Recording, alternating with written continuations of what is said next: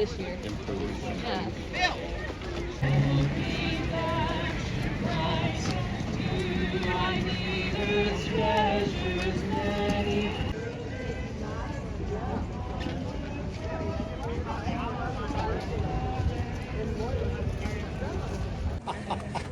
Yeah, baby.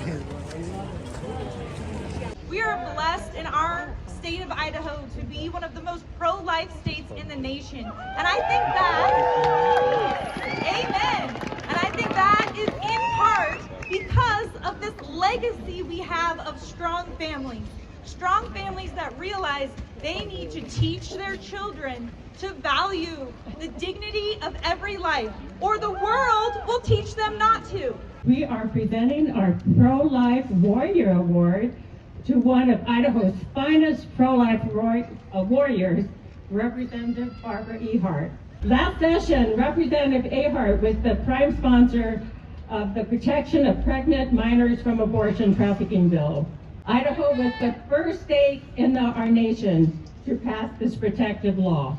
This law will protect any pregnant minor in Idaho from the abuse of being taken to another state for an abortion without her parents' knowledge or consent. I think in most states, that's called kidnapping, right?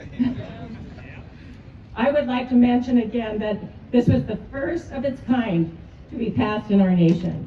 Right to Life of Idaho Pro-Life Warrior Award 2024 to Representative Barbara Ehardt for her dedication and service to the protection of life, mothers, and children. Thank you so much. They told me to be quick, and I can be quick, but I got a couple of things to say if I could. In December 2021, I was flown to Washington, D.C. to participate with the Alliance Defending Freedom on their Allies Conference, and while there, because ADF had been working also with Mississippi and what they were doing in their Supreme Court brief and trying to appeal to get Roe Wade reversed. And so that evening they had a huge gala. We had senators and congressmen and so many people. I'm just surrounded by people who love life. And as they stood on the stage to talk about what had happened during the Supreme Court, hearts were full with hope. Hearts were full with hope, as was mine. And I happened to be in DC again on June 23rd of 2022, as we were celebrating the 50th anniversary of Title IX. And I woke up the next morning to phone calls and the news that Roe Wade had been overturned. And I happened to not be flying out until late that evening. I walked down to the U.S. Supreme Court, and I walked through their protests and their rallies and what was happening. I met Billboard Chris, and the few people that were there on our side, we just celebrated. It didn't matter that we saw the other side, because you know what? No matter what they do, no matter what they may say, no matter what they may say to us here, our God is still and awesome. And He is in charge. And let me say one more thing, because it certainly wouldn't have happened without Carrie and Megan, phenomenal people, and all of you. But I look up here and I see these signs, something to the effect of, these young kids, I am the pro-life generation. And I believe we're going to see a mighty work with our young kids. A Jesus revolution, I believe, is coming right now. Let us support them. Let us not lose faith. Do not lose faith. Forward with faith. Believe in our God. Thank you so kindly for all of this. Some of Idaho's neighboring states do not require parental consent or notification before a minor receives an abortion. Imagine if another adult transported your child to Oregon for an abortion, the Oregon abortionist would not be required to ask you, to tell you, or even try to find you before performing that abortion on your child. And the adult who transported your child for that abortion without your consent would not have been guilty of any criminal offense, that is, until Idaho's abortion trafficking statute became law. There are adults in Idaho who want to help minors obtain abortions without parental consent, and some of them have filed a lawsuit in state court. And an Idaho judge has issued a preliminary injunction, which means that for now, Idaho's abortion trafficking law is not in effect. We urge you to continue supporting Idaho's Attorney General Raul Labrador and his team of attorneys who are working hard to defend Idaho's law and protect parental rights in our state.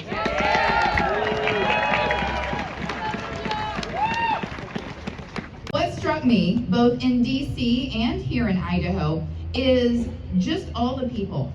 Everyone who is coming out to stand for life, for the defenseless, the vulnerable, the marginalized, the disenfranchised. And it strikes me how many young people there are, both DC and here. Back a few years ago in Washington, DC, on the day of the March for Life, the then head of NARAL, one of the nation's biggest pro-abortion organizations, she was getting off the train at Union Station, getting off the metro, encounters the crowd, encounters all of the pro-lifers with their signs, their hope, their enthusiasm.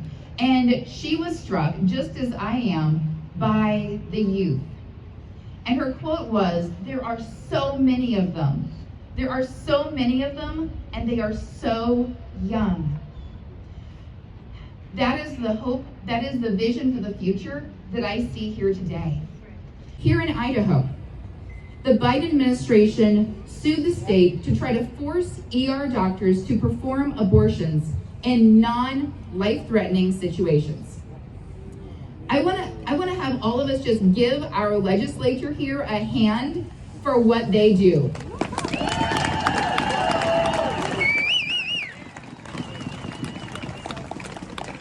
They are passing so many good laws, including the human trafficking law, including that amazing 2020 Defense of Life Act that the Biden administration is going up against right now. It is just incredible the way that they are standing up and going head to head against the powers that be, against the Biden administration and Planned Parenthood and the abortion industrial complex. And they are here to protect the rights of doctors to not perform abortions. Seems simple, right? Hippocratic oath. But that's what the state of Idaho is doing. We're hearing the other side say that good pro-life laws might make doctors want to leave Idaho. No. It's the Biden administration trying to force doctors to perform elective abortions that might make a doctor want to leave Idaho. This is why Idaho is so important. This is why all of you being here is so important. And there is so much hope for Idaho laws. Because just 15 days ago, the U.S. Supreme Court agreed to hear this case from out of Idaho. Thanks to our Attorney General, Raul Labrador. Amen. Yes. Idaho is leading the way. And the Supreme Court, I think, believes in you. Because, little surprising, the court even went so far as to go ahead and put a stay on that lower court order. Yeah. And they do that when they think there's a good chance that we're going to win. Let's go there together, and let's bring those children along with us. Thank you all.